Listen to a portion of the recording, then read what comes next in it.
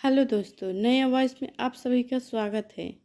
सुजाता, मेरा purse tie कहाँ है? मम्मी, मेरी इंग्लिश की किताब कहाँ है? मम्मा, मेरी चोटी कब बनाओगे? बहू, मेरी चाय कब मिलेगी?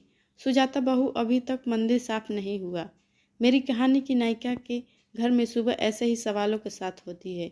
सिर्फ सुजाता ही क्यों, हम में से कितनी औरतें की सुबह ऐसी ही होती है।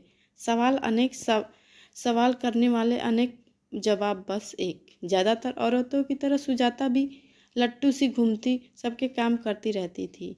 लीजिए आपका पर्स और टाई। रूहान, तुम्हारी किताबें ये रही। लाओ राशि, चोटी बनाऊं। पापा जी, चाय। मम्मी, बस अभी करती हूँ मंदिर साफ। सुजाता, तुम ना हो तो मेरा क्या हो? पति सुनील अक्सर प्यार भरी नज़रों से देखते हुए बोलते।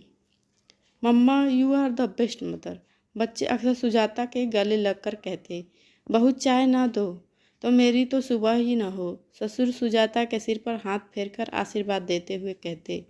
सुजाता बेटा, तुमने इन सब में घर में मुझसे बेहतर संभाला है। सास कहाँ पीछे रहती। बस हम नारी की तरफ सुजाता भी हम थकान भूल दुगने जोश के साथ काम में जुट जाती। हम सब औरतें कितनी जल्दी खुश हो जाती हैं, पर क्या संतुष्ट हो पाती हैं अपने जीवन से? अक्सर सुजाता को ये सवाल परेशान करता। हाँ, मैं संतुष्ट हूँ। प्यार करने वाला पति है, प्यारे बच्चे हैं, माता पिता जैसे सास ससुर हैं। क्या कमी है मुझे? अपने सवालों का जवाब भी अक्सर वो खुद ही देती। इन पर मैं कहा, एक पत्नी, माँ, बहू हूँ, इससे सुजाता कहाँ है? इन सब रिश्तों के बीच सुजाता तो खो गई है ना। काम करते वक्त अक्सर रिश्तों के बीच अपनी पहचान ढूंढती, पर नहीं मिलती।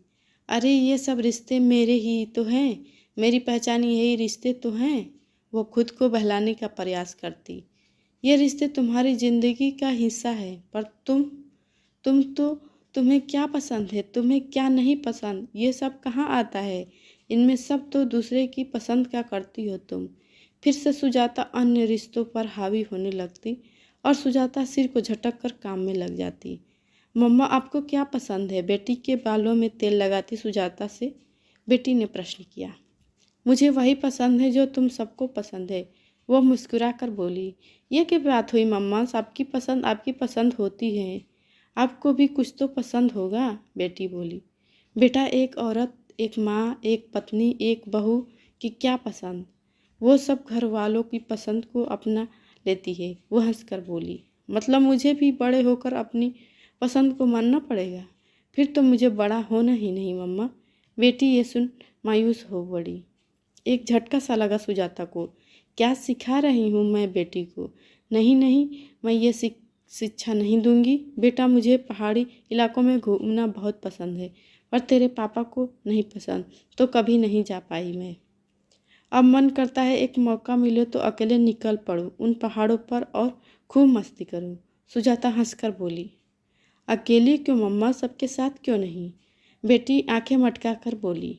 बेटा, अपनी गृहस्थी को इतने साल देने के बाद हम औरतें की चाह होती है वो कुछ दिन अपने लिए अपने साथ जिए, सबसे दूर अकेले, जिससे कुछ अपनी यादें अपने साथ जुटा सके और फिर दुगने जोश के साथ अपने परिवार में आ सके, रिश्ते जी कर सके, ऐसा संभाल कर कहा होता।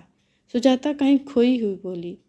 क्यों नहीं हो सकता संभव? तुमने इतने साल हम सबको दिए, हम क्या कुछ दिन तुम्हें नहीं दे सकते? बोलो कहाँ जाना है, मैं टिकट करवा देता हूँ। सुजाता को पता ही नहीं चला कब उसका पति रमेश पास आके उसकी बातें सुन रहा था। अरे नहीं नहीं, हम तो बस ऐसे ही बातें कर रहे थे, आप बैठिए, मैं चाय बनाकर लाती हूँ, सुजाता उठते हुए बोली। पर रमेश ने देखा उसने अपनी आंखों के कोरे को हाथ से पोंछा है। तो दोस्तों, ये एक औरत की कहानी आपको कैसी लगी प्लीज़ बताइए। क्या आप लोगों के साथ भी ऐसा होता है? तो प्लीज़ कमेंट बॉक्स में ज़रूर बताएं।